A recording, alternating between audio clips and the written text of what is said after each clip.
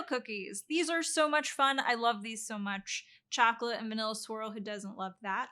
Kind of made them 3 ways. So these are just cocoa powder for the chocolate, and then these two are a little bit different. I saw mention in research of using espresso powder as a chocolate flavor enhancer, and I looked it up, and it's very expensive and hard to find, but I did find an easy homemade recipe to make it yourself. It's actually really easy. So that is what these are. But then one step further, I saw using instant coffee as a potential substitute to make that even easier. So that is what we did here. So what's the consensus?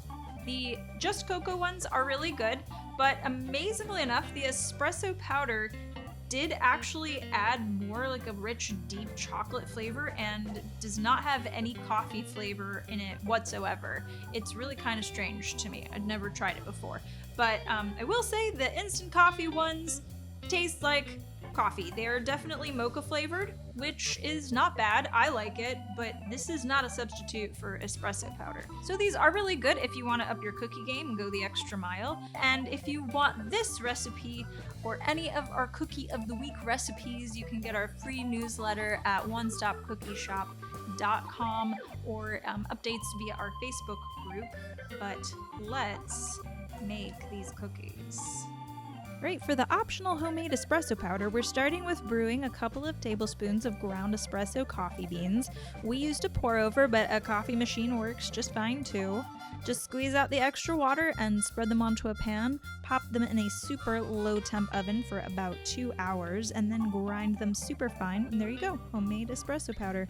Now for the cookies, since we did 3 different experiments, we made a double batch. So you probably won't use this huge block of butter, massive amount of sugar, or so many eggs.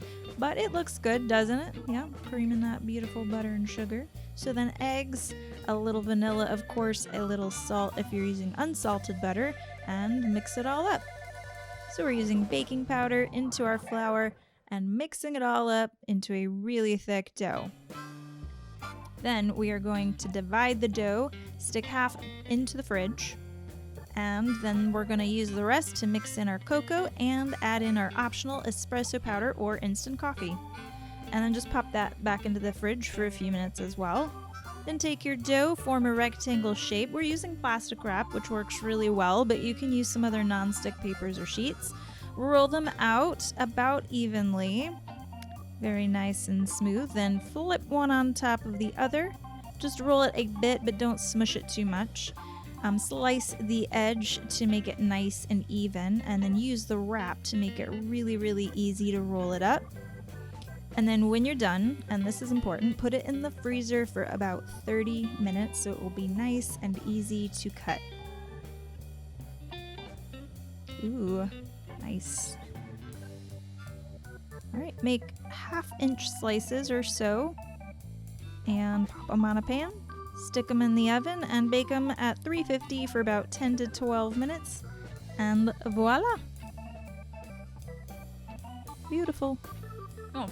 Anyway, so they're really easy to make, actually. Surprisingly fun and really impressive. So they're great for just making some cool cookies or your next party that you get to go to. If you want the recipe, it's on our website, onestopcookieshop.com, and just make sure you sign up for the free Cookie of the Week newsletter so you can keep up to date with all the latest cookies. Thank you for watching, and I hope you go make some cookies.